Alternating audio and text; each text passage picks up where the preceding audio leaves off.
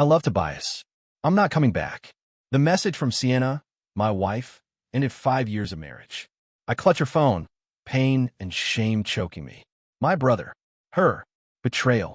But I didn't scream. Something in me had hardened. This isn't the end, it's the beginning. I will not let them erase me. I will act coldly, clearly, inexorably.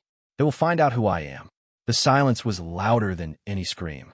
I sat at the kitchen table, clutching Sienna's phone, her forgotten device now a grenade in my hands. A notification had popped up, unprompted, from my brother Tobias. I love you too. When will you tell him? Her reply, sent just hours ago, burned into my eyes. I love you, Tobias. I'm not going back. 5 years of marriage, every vow, every late-night laugh, every plan for a future, obliterated in a single text. My wife, my brother. Betrayal didn't just cut. It erased me. I didn't smash the phone, didn't yell. My chest tightened, shame and rage wrestling inside me. How long had this been happening? Had I been blind, or had they been that good at lying?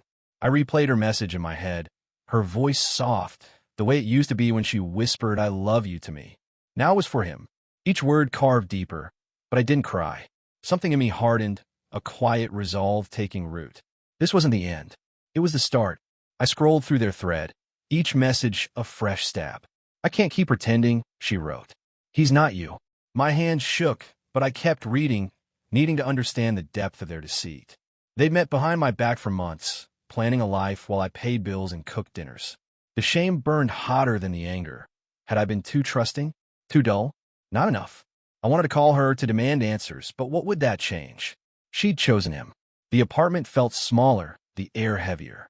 I put the phone down and stared at the table, my pulse hammering in my ears. I could hear the hum of the fridge, the drip of a faucet, sounds I'd never noticed before. They mocked my stupidity, my trust.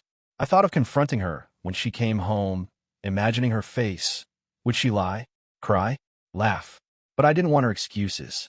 I wanted her to feel the weight of what she'd done. She walked in at 7:03 p.m., tossing her bag on the couch, her usual routine. "Hey," she said, her voice casual, as if the world hadn't just collapsed. She leaned in to kiss my cheek, her lips cold, mechanical. I flinched but said nothing.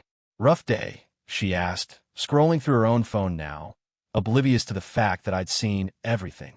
I studied her, searching for a crack in her facade, but there was none. Just Sienna, playing the part of my wife. "I know," I said, my voice steady, though my heart pounded. She froze, her thumb hovering over the screen. "Know what?" she asked, still not looking at me. The air thickened, her question a dare. "About you and Tobias." The words felt like stones, heavy but deliberate. Her eyes flicked up, wide for a split second, then narrowed. "You went through my phone?" she snapped, deflecting, her tone sharp with accusation. Not guilt, not remorse, just anger that I caught her. "You left it open," I said. "I saw enough." She laughed, a short, bitter sound. "So what now? You're going to play the victim?" Poor Alex, betrayed by his evil wife. Her words stung, but I didn't bite. "Why him?" I asked, needing something real, even if it hurt. She crossed her arms, leaning against the counter. "He gets me. You're just there. Always so predictable." Each syllable was a calculated jab, meant to wound. I swallowed the urge to shout, to beg for a reason that made sense. "Get out," I said, my voice low but final. She blinked, surprised, as if she hadn't expected resistance. "You're serious?" she asked, almost amused. "Dead serious." I didn't move, didn't raise my voice. She grabbed her bag, muttering, "You'll regret this." The door clicked shut behind her, and the silence rushed back, heavier now. I sat there, alone, replaying her words. Predictable. Maybe I'd been, but not anymore. I called my mother, hoping for an anchor, someone to tell me this wasn't my fault. "Mom, Sienna's been with Tobias," I said, my voice cracking for the first time. There was a pause, too long. "Alex, don't overreact," she said. "They're close. You know how Tobias is. Charming, impulsive. Maybe you misread it." "Misread it?" The words choked me. "I saw the messages, Mom. She loves him." Another pause. "Well, maybe it's for the best. Sienna's young. She needs someone who excites her." I hung up, her words echoing, "for the best." My own mother, choosing them. My father was worse. I texted him, a last-ditch hope. "Dad, Sienna and Tobias are together. I need to talk. His reply came an hour later. Stop whining. You were never enough for her. Move on. I stared at the screen, the words blurring. My family, the people who raised me, had just written me off. I wasn't their son anymore. I was the problem. I didn't sleep that night. My mind raced, piecing together every moment I'd missed. The late nights Sienna claimed were work, Tobias's smug grins at family dinners. I'd trusted them, loved them, and they'd played me like a fool. But beneath the pain, something else stirred. Not just anger, clarity. They thought I'd break, that I'd beg or disappear. They were wrong. I wasn't done. Not by a long shot. The silence after Sienna left was a void, swallowing every hope I'd clung to. I'd kicked her out, her parting words, "You'll regret this," still echoing in my head. But the real blow came from the people I thought would stand by me, my family. I sat at the kitchen table, phone in hand, staring at the screen, waiting for someone to say it wasn't my fault. Instead, I got excuses, blame, and a clear message. I was the outsider now. I called my mother first, my voice raw. "Mom, Sienna's been with Tobias." I saw their messages. She loves him. The pause on the other end was too long, heavy with calculation. "Alex, don't make this bigger than it is," she said, her tone clipped. "Tobias is charming, you know that. Maybe you misread things." Misread? I saw her say she loves him. I pressed, my grip tightening on the phone. Another pause. Well, maybe it's for the best. Sienna's young, vibrant. She needs someone who keeps up. Her words landed like a slap. My own mother, siding with them. I hung up, my chest burning. She hadn't asked how I was, hadn't offered a single word of comfort. Just a defense of Tobias, the golden boy who could do no wrong. I texted my father, a last hope. "Dad, Sienna and Tobias are together. I need to talk." His reply came an hour later, cold and sharp. "Stop whining. You were never right for her. Move on." I read it twice, the words blurring. My family, the people who raised me, had just discarded me. I wasn't their son anymore. I was the problem. I paced the apartment, my mind racing. Tobias had always been the favorite, the one who got away with everything. Late-night parties, failed startups, lies. My parents called it spirit. When I worked overtime to cover his debts, they called me responsible. Now, when he'd stolen my wife, they called it for the best. The betrayal wasn't just Sienna's. It was theirs, too. I waited for Sienna to come back, to explain, to show some shred of guilt. She didn't. Instead, she texted, "I'm staying with Tobias. Don't make this messy." Messy? She'd torn my life apart, and I was the one making it messy? I didn't reply. I wanted her to feel the weight of her choices, not my anger. But the silence from my family cut deeper. I called my sister, Lena, hoping for an ally. "Alex, I heard," she said, her voice soft but guarded. "But Tobias is struggling. He needs Sienna. Maybe let it go." "Let it go." "He's sleeping with my wife," I said, my voice shaking. "And you're okay with that?" She sighed. "I'm not picking sides. Just don't ruin Christmas." Christmas. The family gathering I'd helped plan, the one I'd spent weeks budgeting for. Now, I was the one who'd ruin it. I hung up, my hands trembling. The rejection was unanimous. My parents, my sister, all choosing Tobias and Sienna over me. I sat down, staring at my phone, the screen now a gallery of their indifference. A text from my mother popped up. "Don't come this year. It'll be too awkward." Awkward for who? For the woman who'd betrayed me? The brother who'd stabbed me in the back? I was the one exiled, erased from the family portrait. The anger came in waves, but so did clarity. They expected me to crumble, to beg for their approval, to play the wounded son who'd eventually forgive and forget. I'd done it before, smoothed things over, taken a high road, kept the peace. Not this time. Their betrayal had severed something in me, but it also freed me. I didn't need their validation. I needed justice. I opened my laptop and searched for the property documents. Tobias lived in a duplex I'd co-signed for, a favor to my parents when his last venture tanked. My name was still on the deed. I hadn't thought about it in months, but now it was a lifeline. I found a scanned contract in my email, my signature next to his. I had rights. He was living in a house I legally owned, laughing with my wife like he'd earned it. My jaw clenched as I saved the file. This was my first move. I didn't sleep that night, my mind a storm of memories and plans. Tobias's smug grin at family dinners, Sienna's late night, work calls, my parents' endless excuses for him. I trusted them all, loved them, and they played me for a fool. But I wasn't the fool anymore. I was the one with leverage. They thought I'd disappear quietly. They were wrong. By morning, I made a decision. I wouldn't confront Tobias yet. I wouldn't call Sienna or plead with my parents. I'd act calmly, legally, relentlessly. They'd feel the consequences, not my pain. I texted Max, my neighbor and only friend who hadn't ghosted me. Need to talk. Can I come over? His reply was instant. Doors open. Bring coffee. Max was the one person who didn't owe me loyalty, but gave it anyway. I needed that now. More than ever, Max's apartment smelled of burnt toast and coffee, a grounding contrast to the chaos in my head. I sat on his worn couch, the weight of my family's betrayal still pressing on my chest. Sienna was gone, living with Tobias in the duplex I'd co-signed for. My parents and sister had chosen them, exiling me from the family with a single text. Don't come this year. I come to Max not for pity, but for clarity, someone to remind me I wasn't the one who'd broken everything. Max handed me a mug, his eyes steady. So, they all turned on you. What's the plan? No platitudes. No, it'll be okay. Just a question that demanded I move forward. I told him everything. The messages between Sienna and Tobias, my mother's dismissal, my father's cold text, my sister's plea to let it go. My voice cracked, but I kept going, laying out the duplex contract I'd found, my name still on the deed. Max listened, nodding, his silence giving me room to breathe. They think I'll just disappear, I said, gripping the mug. That I'll take the hit and stay quiet. Max leaned back, crossing his arms. They're wrong. You're not the guy who folds. But you gotta be smart, Alex. No yelling, no fights. Hit them where it hurts, legally, cleanly. His words were a lifeline, pulling me out of the spiral of shame and rage. He was right. I wasn't powerless.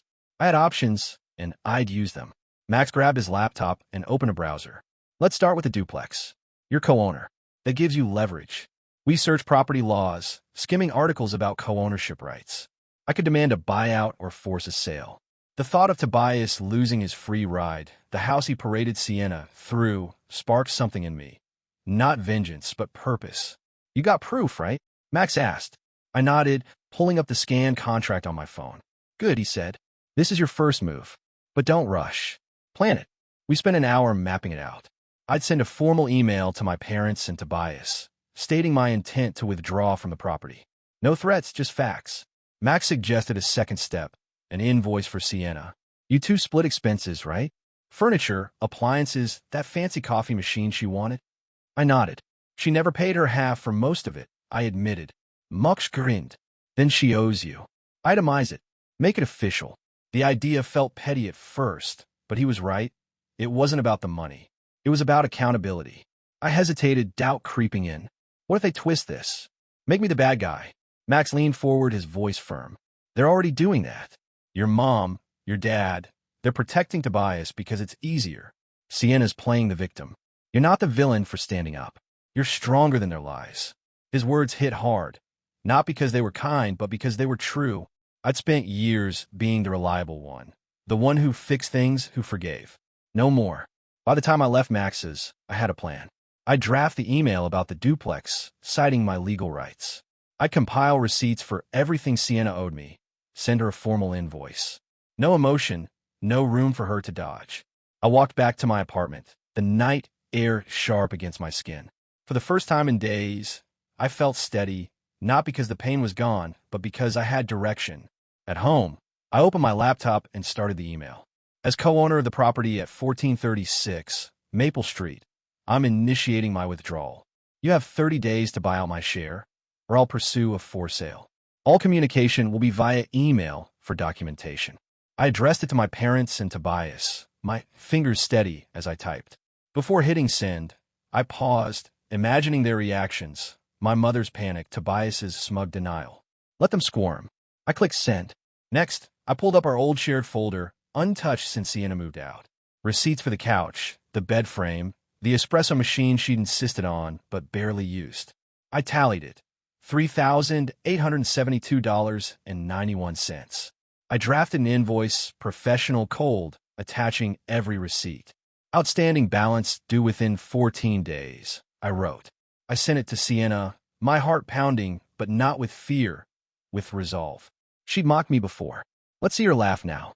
My phone buzzed almost immediately. Sienna, you're so pathetic. No apology, just venom. I didn't reply. Then my mother called. I let it go to voicemail. Alex, this is ridiculous, she said, her voice trembling with frustration. Tobias needs that house. Don't do this. I deleted the message. Tobias's needs weren't my problem anymore. Neither were hers. I lay awake that night, not haunted by their words, but fueled by my own. Max's voice echoed. You're stronger than their lies. He was right. They'd underestimated me. Thought I'd break or beg. But I was done being their scapegoat. The duplex, the invoice, they weren't just moves in a game. They were boundaries, proof I wasn't invisible. Sienna and Tobias could play their twisted love story. My family could cling to their excuses. I was building something else, a life where I answered to myself. The email about the duplex had been sent, the invoice to Sienna delivered. I'd drawn a line, and now I waited, not for apologies, but for their reactions. Max's words hit them legally, cleanly, kept me grounded. My family thought I'd back down, that I'd crumble under their guilt trips or Tobias's charm. Sienna thought she could dismiss me with a sneer. They were wrong.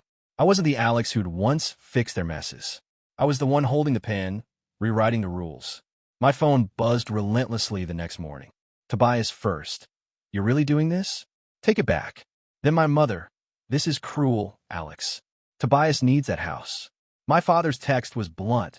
You're embarrassing us. Stop. I read each one, my jaw tight, but didn't reply. Their panic was proof I'd struck a nerve. They weren't used to me pushing back, to consequences they couldn't charm away. I muted their notifications and got to work. I met Max at a coffee shop, the hum of conversation a shield against my thoughts. He slid into the booth, eyeing me. They're freaking out, aren't they? I nodded, showing him the texts. He smirked. Good. Let them sweat. What's next? I pulled up the property laws we'd researched. I'm giving them 30 days, like I said. If they don't buy me out, I'll force the sale. Max raised his coffee. That's my guy. And Sienna? I grimaced. She called me pathetic. Sent a heart emoji with the invoice. Max laughed, sharp and bitter. She's got nerve. You sticking to the deadline. I nodded. 14 days. Then it's small claims court. He leaned forward, serious now. You're doing this right. No drama, just facts. They can't twist that. His confidence steadied me. I wasn't just fighting for money or a house. I was fighting for my dignity, for the right to exist without their shadows. Back home, I checked my email. A reply from Tobias, dripping with his usual arrogance. You think you're scaring me? I'll handle this. I didn't respond. Let him think he had control. I forwarded his email to the real estate agent I'd contacted, along with the duplex contract. I'm exploring a for sale, I wrote. Please advise on next steps. Her reply came within hours. As co-owner, you have the right to initiate a petition sale. I'll draft a preliminary listing agreement. I saved it, a quiet satisfaction blooming. Tobias wasn't untouchable. Sienna's next move came that evening. A Venmo payment, $2,000, captioned, happy now. No apology, just sarcasm. I stared at the notification, anger flaring. She thought she could buy me off, drip feed what she owed like it was a favor. I sent a reply email, attaching the invoice again. Partial payment received. $1,872.91 remains due by the 14-day deadline. Non-compliance will escalate to legal action. I used a legal template, formal and unyielding. She didn't respond, but I knew she'd read it. My mother called again, her voicemail a mix of pleading and blame. Alex, you're tearing us apart. Tobias is struggling. Be the bigger person. I deleted it, her words hollow. Bigger person? I'd been that for years, covering Tobias's debts, forgiving his lies, staying quiet for her peace. No more. I sent her a short email. My decision stands. Address property matters via email only. She didn't reply, but my father did. His email a single line. You're no son of mine. I read it, let it sting, then archived it. Their rejection didn't define me anymore. The days blurred, each one a step forward. I compiled more evidence, bank statements showing my payments for the duplex renovations, emails where Tobias promised to pay me back later. I organized everything in a cloud drive, titled Duplex Documentation. If they fought me, I'd be ready. Max checked in daily, his texts a mix of encouragement and strategy. You got a lawyer yet? He asked one night over beers. Not yet, I said, but I'm talking to one next week. He nodded. Keep the pressure on. They're cracking. Cracking was an understatement. Tobias texted again, his tone shifting from cocky to desperate. Let's talk, man. Don't do this. I left it on read. Sienna sent another payment, $1,872.91, no caption. The full amount was cleared, but it wasn't a victory. It was an acknowledgement. She'd tried to mock me, to ignore me, but I'd forced her to face her debt. I didn't thank her. I blocked her on Venmo and moved on. My sister, Lena, called, her voice hesitant. Alex, I know you're hurt, but Tobias is a mess. He didn't mean for this to happen. I cut her off. He meant it. So did Sienna. And you all let it slide. She stammered. I just want us to be a family again. You chose your family. I said, my voice calm but final. It's not me. I hung up, my hands shaking but my resolve firm. Lena's call wasn't about me. It was about their discomfort, their need to restore the status quo. I wasn't playing along. That night, I sat with my laptop, reviewing the agent's listing agreement. The duplex would hit the market soon, a public record of Tobias's failure. I imagined him scrambling, Sienna watching her new life unravel. My parents would feel the heat, their golden boy exposed.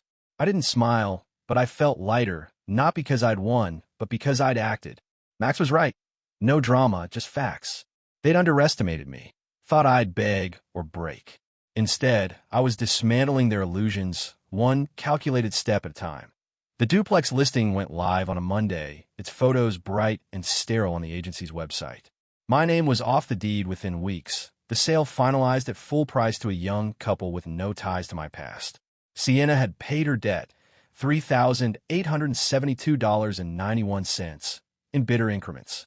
My family's texts and calls, pleas, threats, guilt. Tobias and Sienna were unraveling, their perfect facade crumbling under the weight of their choices. I wasn't celebrating. I was rebuilding step by deliberate step, with Max by my side, my anchor in the storm. The fallout was swift. Tobias moved back to my parents' house, stripped of the duplex he'd treated as his own. A mutual friend texted me a photo of Sienna at a bar, alone, her confidence gone, no Tobias in sight. Their affair, built on betrayal, had imploded, not because I'd forced it, but because lies don't hold. My parents stopped posting their curated family photos, their silence louder than any caption. My mother's last text, "Your father's birthday is next week," went unanswered. I wasn't their spare piece to slot back into place. I moved into a one-bedroom apartment, my name alone on the lease. No family photos, no echoes of Sienna's laughter. Just quiet, mine is shape. I changed my number, sharing it only with Max and two others.